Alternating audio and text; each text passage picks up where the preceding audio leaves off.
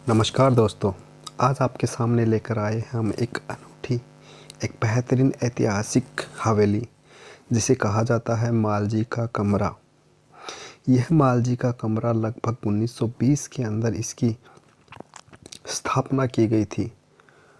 लगभग 5-6 साल कंस्ट्रक्शन चलने के बाद यह बिल्डिंग अपने रूप को लेकर के खड़ी हुई। इस बिल्डिंग को बनाने वाले मालचंद जी कोठारी थे, जो अपने समय के बड़े उद्योगपति थे। वे जब भी चूरू आते थे तो अपने लिए कुछ एक विशेष जगह तलाशते थे जहां उन्हें सारे आराम, मनोरंजन और अपने लिए समय बिताने का कुछ समय मिल जाए, ऐसी जगह की तलाश कर रहे थे। ऐसे में उनके पास कुछ अलग योजनाएं भी थी। उद्योगपति होने के साथ साथ उनके कई ऐसे मित्र भी थे जो यहाँ उनके साथ आकर के कुछ समय बिताना चाहते थे। 1926 के अंदर जब यह बिल्डिंग बनकर तैयार हुई, उसके बाद महाराजा गंगा सिंह जी स्वयं यहाँ पे आए थे, जो बीकानेर रियासत के राजा थे। एक समय था जब वे यहाँ पे आए थे, इन चीज़ों को उन्होंने निहारा था। आज भी ऐसी कई चीज़ें इस हवेली के अंदर सुंदर ढंग से रखी गई है, उनको सुरक्षित करके रखा गया है। इस हवेली के अंदर मौजूद अंदर जाने के रास्ते सुसभ्य तरीके से लाइट्स और डेकोरम के साथ बनाए गए हैं। इस हवेली को रिस्टोर किया गया क्योंकि एक समय में यह हवेली टूटकर क्षतिग्रस्त हो गई थी, कई जगह से टूट पड़ी थी। शहर के ही जानी मानी हस्ती नारायण बालान ने इस हवेली को रिस्टोर करने के लिए अपनी भूमिका निभाई। इन्होंने इस हवेली के अंदर वर्तमान समय में एक होटल, जिसमें अंदर की साइड में रेस्टोरेंट है, सुंदर सुसज्जित रूम है, जो उस समय लकड़ियों के बनाए गए थे, उस प्रकार के बेड भी है। भित्ति चित्र जो बनाए गए थे उनको फिर से निहारा गया। पूरे 100 खंभों पे टिकी यह सुंदर हवेली अपने आप में एक लाजवाब है। इस हवेली का एक अपना अद्भुत ही इतिहास रहा है। बताया जाता है कि मालजी कोठारी ने यह हवेली महाराजा गंगा सिंह और अपने यार मित्रों के रहन सहन के लिए बनाई थी। वे अपना अधिकांश समय यही बिताया करते थे। इस हवेली की एक ख़ास बात यह है कि ये पूरी की पूरी हवेली पिलर्स के ऊपर टिकी हुई है, 100 खंभों पर। इनके हॉल्स के अलावा जो रूम बने हुए हैं उनमें सब में झरोखे लगे हुए हैं। उस समय एक ठंडी हवा के रूप में पहचान बनाने वाली यह हवेली अद्भुत थी, विरासत थी और अपने आप में कई यादों को संजोए हुए थी। लगभग 3 से 4 मंजिला ऊंचाई लेकर खड़ी यह हवेली अपने रूफटॉप और सूर्य उदय के नज़ारे को बेहतर बनाती है।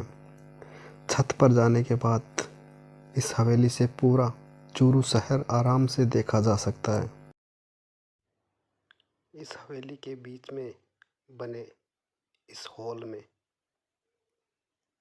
पहले यहाँ नृत्य का प्रबंध था, जो अब एक रेस्टोरेंट के रूप में है।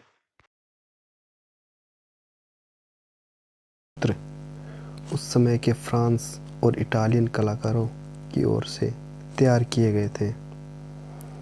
हाँ, इसे बनाने में खूब समय लगा होगा, लेकिन जब ये बनकर तैयार हुई तो अपने आप में एक चूरू के लिए गौरव की बात थी कि चूरू में एक ऐसी जगह भी है जहाँ राजा महाराजा अपने मनोरंजन और अपना समय बिताने के लिए मालजी कोठारी के इस बेहतरीन हवेली को अपना आश्रय बनाया करते थे। इस हवेली में बीचों बीच एक हॉल बना हुआ है जहाँ पर नर्तिकाएं नृत्य किया करते थे।